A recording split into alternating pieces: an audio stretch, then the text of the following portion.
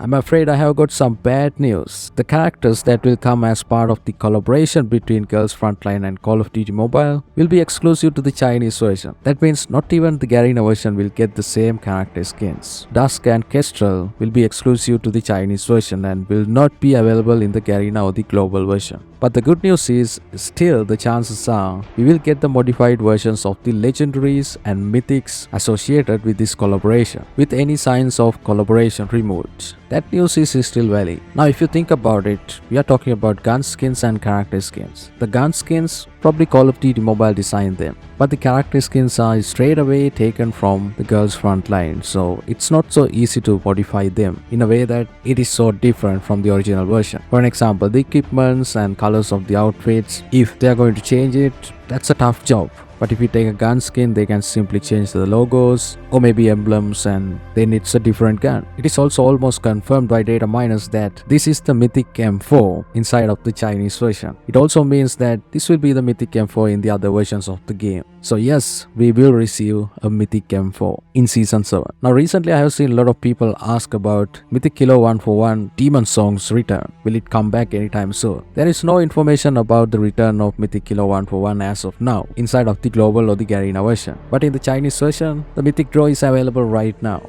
This does not mean it is coming to the global or the Garena version. This is just for your information. In the Garena version, they have added the cheapest bundle in the history of Call of Duty Mobile. Please correct me if I am wrong, but this bundle only cost 10 COD points. And in this bundle, we have Terrence Brooks' Deep Snow skin. This epic skin came out inside of an event called On the Bricks. So this was actually a free grindable skin 2 years ago, and now they have added it as a bundle. Not only that, we also have the M4 Feral Stalker. If I'm not mistaken, this was also a grindable skin back in the day. So they have added 2 grindable skins for just 10 COD points as a bundle. Is it a good deal? Let me know in the comment section. In addition to these 2 rewards, we'll also get 40,000 Battle Pass XP. That's basically 2 tiers of the Battle Pass. Not a bad deal honestly, if you missed the event. The Grau 556 Legendary will be in the store very soon, but the question still remains, are we going to get different iron sights for different barrels in this Legendary? Still, we don't know, we'll soon find out. This footage is brought to you by Dark Lord Slays. Make sure you go and subscribe him, link is in the description and in the comment section.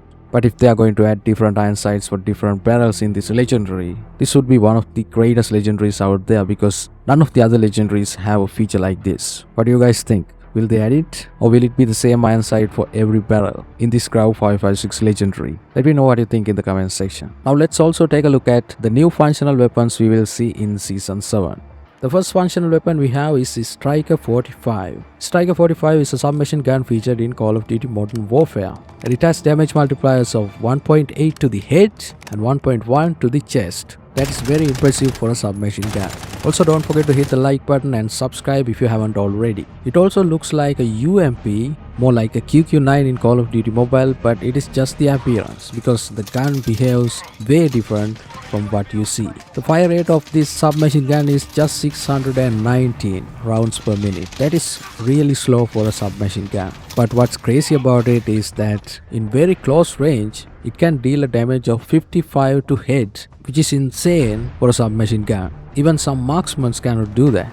However, the limb damage is just 19, which means if you shoot legs or arms, it's not going to deal a considerable amount of damage. The base gun comes with 25 rounds, but you can go with 45 rounds and increase the magazine capacity. But the problem is, since you get a low amount of reserved ammo, you cannot go for streaks with this submachine gun. Maybe you can use this in a search and destroy match. This has a time to kill potential of 200 milliseconds, which is great, but since it has very slow fire rate, if you miss any shots, there's a high chance of you dying before the enemy. Another thing to note is that this gun has a very high visual recoil. Also, it comes with very bad iron sights. The ADS time is 200 milliseconds, which is normal for a submachine gun. And most importantly, if you use attachments to get the fastest ADS time, you can ADS in just 130 milliseconds. That is insanely fast. But you know, the recoil is going to be pretty bad. with those attachments. One thing you can do is use those attachments and rush. In that way, if you land headshots, you can take out enemies real fast. This submachine gun also comes with hollow point rounds. When you use this hollow point, it completely changes the gun. Now earlier we had 55 damage to the head, now we have 77. Think about it, a submachine gun with 77 damage to head. And in mid-range, the head damage is 55. So this is going to be a crazy gun if you use the hollow point ammo. Also the limb damage goes noticeably up to 43. And if you use these hollow point rounds, the 3-shot kill range goes up to 32 meters, which is huge for a submachine gun. However, the gun switches from auto to burst if you use the hollow point ammo. And now it will have a fire rate of 513 rounds per minute and 67 milliseconds burst delay. It is still very low compared to other burst weapons we have. So the burst is not going to be that much of a problem. But the real problem is you only get 12 rounds per magazine and 36 rounds reserved. Another benefit of using the hollow point ammo is that the recoil is much more controlled and you also get 1% more movement speed than the default gun. That's all about the Striker 45. Let's move on to the next functional weapon, which is JOKR. People simply call it JOKR. Also known as FGM-148 Javelin, is a guided missile launcher featured in Modern Warfare series and Call of Duty Online. This launcher is portable and it drops a high explosive payload from above. That's right, from above. So it is not going to work like any other launchers we have in Call of Duty Mobile right now. Because all the launchers we have right now, we shoot them directly. Unless of course the thumper is a projectile. But this right here, even if the enemy is behind a wall and you don't clearly see him enough, still you can take out the enemy with this JOKR. What's so funny about it is that in early Modern Warfare games, the fire mode of this launcher is lock on to vehicles or lock on to the area. But in Modern Warfare 2019 and later, we can even lock it to players. Which means you can just guess where a player is, you can lock it, and once you lock, you can shoot. But whether the enemy is dying or not, that depends on your luck. Another thing to note is that you cannot use it in very close range.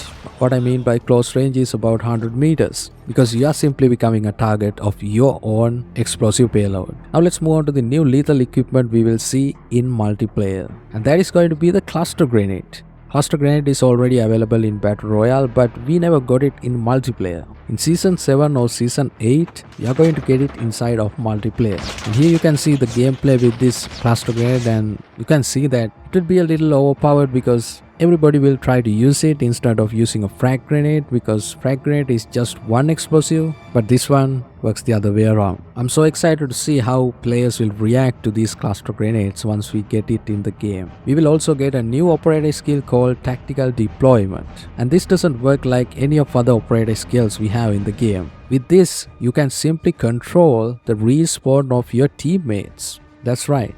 You will get choices after death. You can either use the default system respawn point, which is what is normally going to happen even if you don't have the tactical deployment operator skill, but also you can use a respawn point selected by your teammate, which means if a teammate uses this operator skill, you will respawn there. There is also another choice, whereas you can manually choose where you respawn. So a lot of people will try to use this in those game modes. I can expect that.